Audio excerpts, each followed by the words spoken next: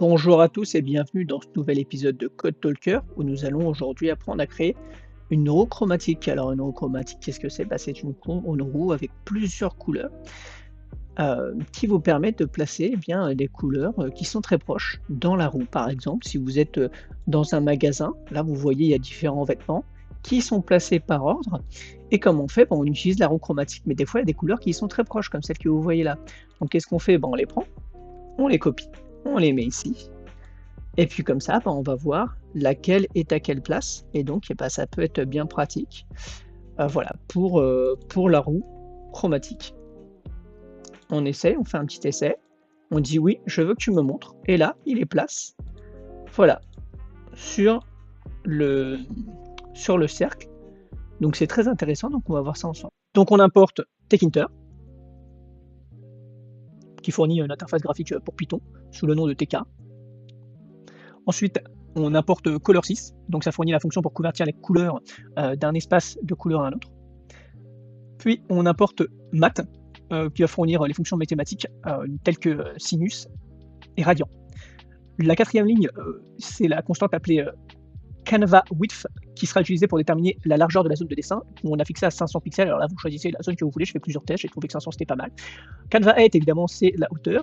Et puis rectangle size, qui sera utilisé pour déterminer la taille du carré de couleurs qui seront dessinées sur la roue chromatique. Elle est fixée à 60 pixels. Donc entry, bouton et l'appel qui seront utilisés pour stocker respectivement les données. Donc on crée des listes vides et après pour les stocker respectivement des entrées de formulaire voilà, qui seront créées plus tard dans le code. On va commencer avec la première fonction, c'est la fonction qui prend en argument index, qui va récupérer le code couleur à partir de l'entrée du formulaire en utilisant la méthode get. Donc là on va convertir les couleurs de valeur RGB de couleur vert en utilisant la fonction int, donc RGB int color code.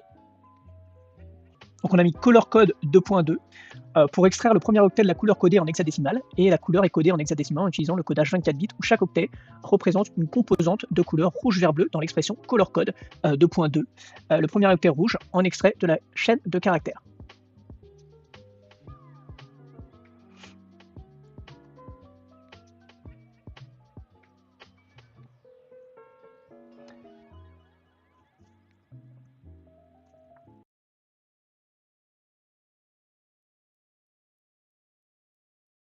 Donc là, on calcule l'angle de la teinte en utilisant l'opération 360 multiplié par H. On calcule le rayon maximal de la roue chromatique en utilisant l'opération min canva largeur hauteur divisé par 2, rectangle, la taille du rectangle divisé par 2. Donc là, on va calculer les coordonnées x du carré de couleur en utilisant l'opération center x plus maximum radius plus maximum cosinus. Voilà.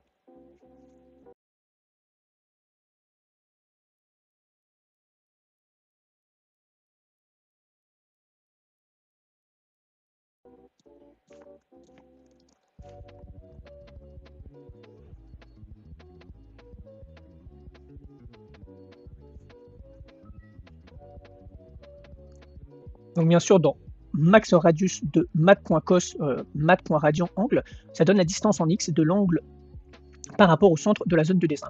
Le résultat est ensuite ajouté au centre de la zone de dessin en x, center x, pour donner les coordonnées x de l'angle. Donc bien sûr, dans max radius de mat.cos, mat.radian angle, ça donne la distance en x de l'angle par rapport au centre de la zone de dessin. Le résultat est ensuite ajouté au centre de la zone de dessin en x, center x, pour donner les coordonnées x de l'angle. Et enfin, rectangle size par 2 est soustrait pour centrer le carré de couleur de la roue chromatique sur l'angle.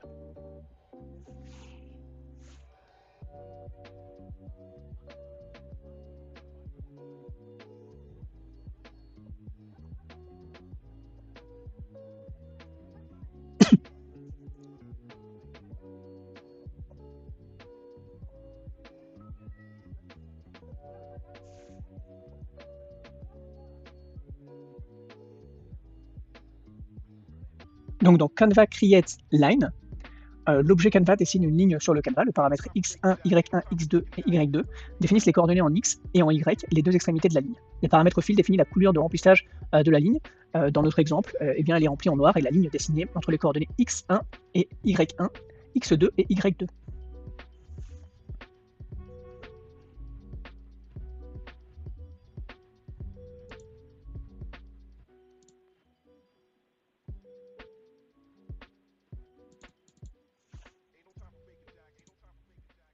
Donc dans entry.appendTK, l'objet entry est créé en utilisant la classe entry de TechInter. Cet objet représente une zone de saisie de texte dans l'interface utilisateur. Le paramètre Canva indique que l'objet entry doit être créé dans le Canva. Le paramètre largeur 10 indique que la zone de saisie doit avoir une largeur de 10 caractères. Le code bouton.append.tk.bouton Canva text show me the color. L'objet bouton est créé en utilisant la classe bouton de TechInter et cet objet représente un bouton de commande dans l'interface utilisateur. Les paramètres Canva indiquent que l'objet doit être créé dans le Canva. Les paramètres texte définissent le texte qu'on voit. Là, vous pouvez choisir ce que vous voulez. Moi, j'ai marqué show me where the color is, mais vous pouvez le marquer en français, vous pouvez faire comme vous voulez. Le paramètre commande définit la fonction appelée lorsque le bouton est cliqué de la fonction lambda i de i. ShowColor i est une fonction anonyme qui appelle la fonction showColor. Avec l'argument i, l'utilisation de lambda permet de passer la fonction en tant qu'argument à un autre élément du programme.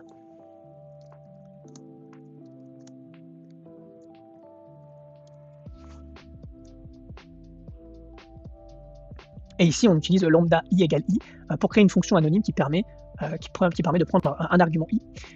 L'utilisation de i égale i dans la définition de la fonction anonyme permet de créer une nouvelle variable locale i qui est initialisée avec la valeur i dans le contexte d'exécution actuel. C'est éventuellement utilisé pour éviter les problèmes de fermeture. Dans les fonctions anonymes, le problème de fermeture se produit lorsque la valeur de i est celle qui a été utilisée dans la dernière itération de la boucle, et non la valeur de i à laquelle la fonction anonyme est censée être liée. En utilisant lambda i égale i, une nouvelle variable i est créée chaque itération de la boucle avec une valeur qui est passée à la fonction anonyme. Cela évite le problème de fermeture et garantit que la fonction anonyme est liée à la valeur correcte de i.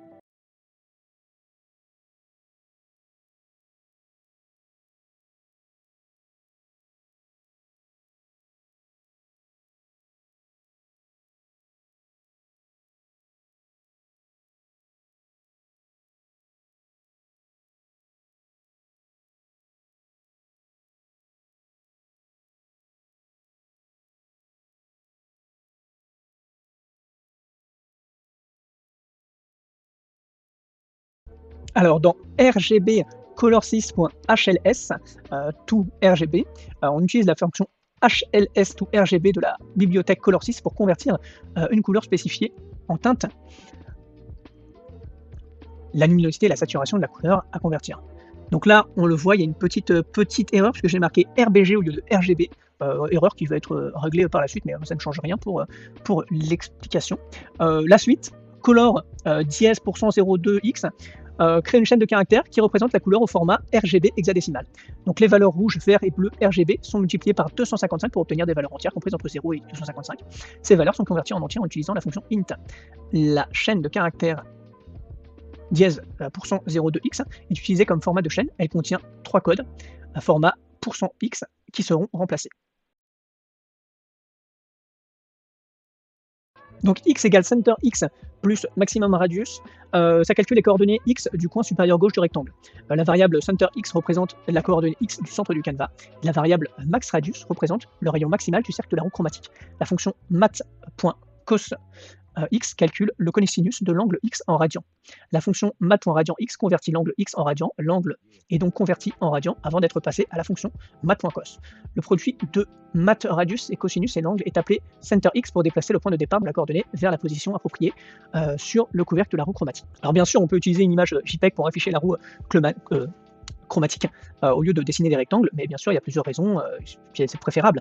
Déjà parce que si jamais il y a une erreur et que vous perdez le chemin, c'est un petit peu pénible. La flexibilité en dessinant les rectangles de couleur individuellement, vous pouvez ajuster facilement la taille en forme de disposition des rectangles pour répondre à la problématique. Les rectangles de couleur individuellement, vous pouvez créer des roues chromatiques qui correspondent à ce que vous voulez. Vous avez envie de changer la roue chromatique, vous pouvez le faire. Bien sûr, les performances, puisque vous n'aurez pas besoin de charger, il n'y aura pas de recherche, puisque ce sera directement des rectangles dessinés individuellement.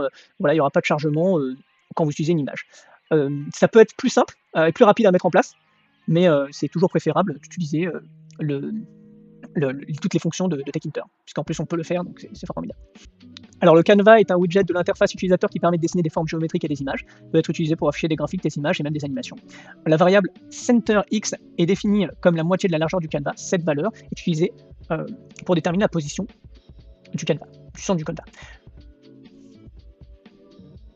Voilà, comme on voit, center.x.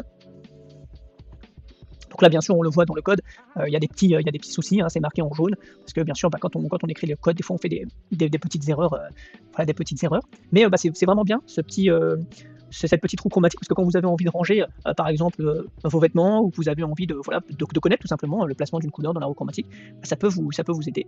Et du coup, bah, ça vous permet de le faire en Tkinter tout en apprenant les rudiments de Python. Donc c'est vraiment top. Donc là, bien sûr, on va fermer l'application.